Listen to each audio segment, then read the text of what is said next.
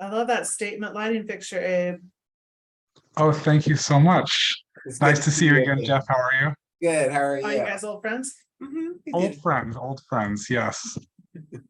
This is Abe Friedtanzer from Awards Radar, and I'm so excited to be speaking with two of the stars of the most underrated show on television, I think, Bridgett Everett and Jeff Hiller. How are you both doing today? Better now that you said that. Yeah. That was fun. That's good. Well, You just gave me an emotional I like that high it's five. underrated, but I want more people to know about this show. And I was noticing that it's being paired with Succession and Barry when it's airing. And I feel like those are two pretty high profile shows, but everybody on this show is much nicer and quieter than any single character in either of those series. Well, I've been watching Barry, and in fact, I was watching, I think I'm on season 3 or 4 last night. I can't remember. It is exhausting. It's so much shit happens on that show. I love it. I can't get enough of it, but I feel like it's a good sign for us that HBO wants to pair us with two of their stars. So I'm grateful for that. Yeah, and we're a nice like little palate cleanser in between serial killers and financial killers. That's true. I love the simplicity too. There's something so just sweet and wonderful about the show, and there's so much laughter, especially in what I've seen of season 2. How much of this show is improvised? 20%. Yeah, it's largely scripted, but then we let it rip, and whatever sort of has the most natural feel makes the edit. But we like to make each other laugh, and we all feel very comfortable around each other. Well, I'll speak for myself. I don't know how these guys feel. I'm number 1 on the call sheet. There's probably an air about me that's kind of off-putting, and I try to be like the next guy, but I don't know. I think that we often will make we're not looking to like go crazy in the improvisation. We're looking to actually make it seem more natural and real. But so yeah, we do that to try and make the scripted words just sound normal in our mouth. Yeah. And I do think it comes across that way. It's nice to see so much singing in season 2 also. Is that usually something that's done in one take? And is it something that's a very serious, sort of moment as it seems comes across for viewers? Yeah, I don't like to do it a bunch of times. You just sort of do it. A lot of those things are done like 2 or 3 times, and you kind of pick the best take and hope for the best. I am a professional singer by trade, but that doesn't always mean it's going to work on the small screen. So I don't know. You just put your heart in your throat, let it rip, see what happens. And I think she does a really good job of making it seem natural and seamless and just woven into life, the music, so that it's not like, and here's the big number. Yeah, we don't do here's the big number. It's not our vibe. I mean, unless they say that that's what it's going to take to get to season 3, then we will definitely do here's that. the big number. We will do bells and top hats, canes, the whole fucking thing, character shoes, taps, all of it. I'm also hoping for a season 3, and I feel like 7 episodes seems so short. Do you feel like this is sort of a contained story arc for season 2? It feels like it's like 7 hours or 7 hours. 7 episodes go by very quickly, but it's we have such a small writer's room, and everything is it's so sort of carefully thought out, and we spend so much time doing it, and then like it just goes by so quickly. I guess it's like making yourself a casserole. You're like, I live alone, but I want to have all these different flavors, and then you eat it and it's over, and you gotta clean all the fucking dishes. I'm not making any sense, Abe, but you have to understand, I never do.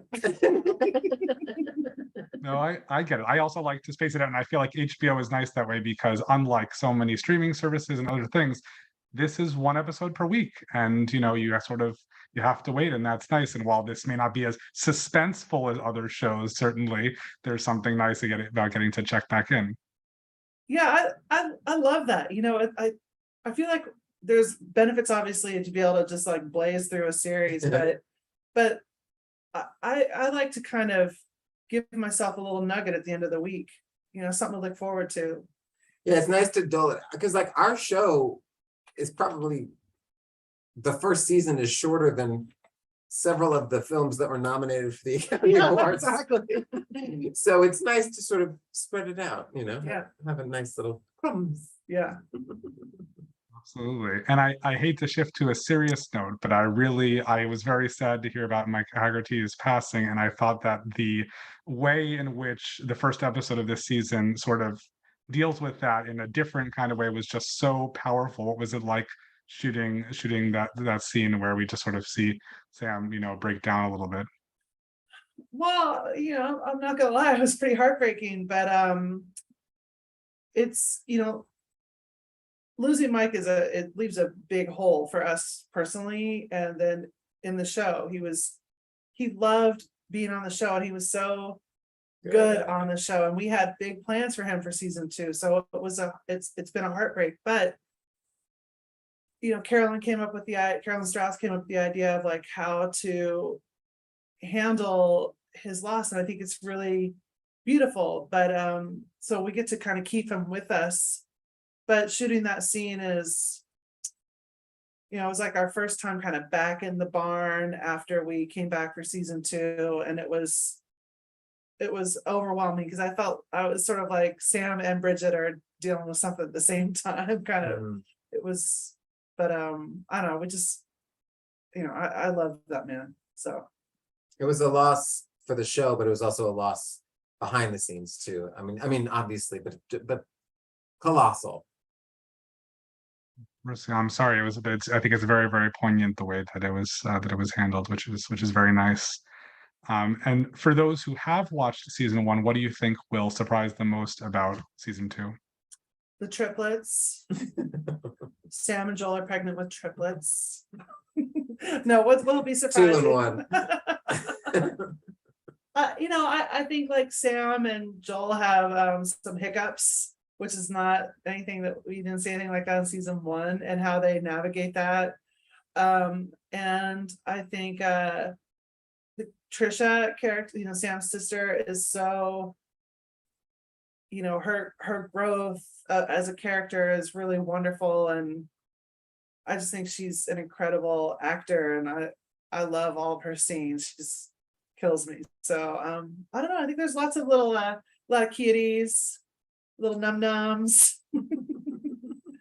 It's not like Succession where there's family betrayals. It's much, much smaller, much tinier moments, but there's still num-nums. And yeah, I'm saying num-nums a lot, but I guess that's sort of for me.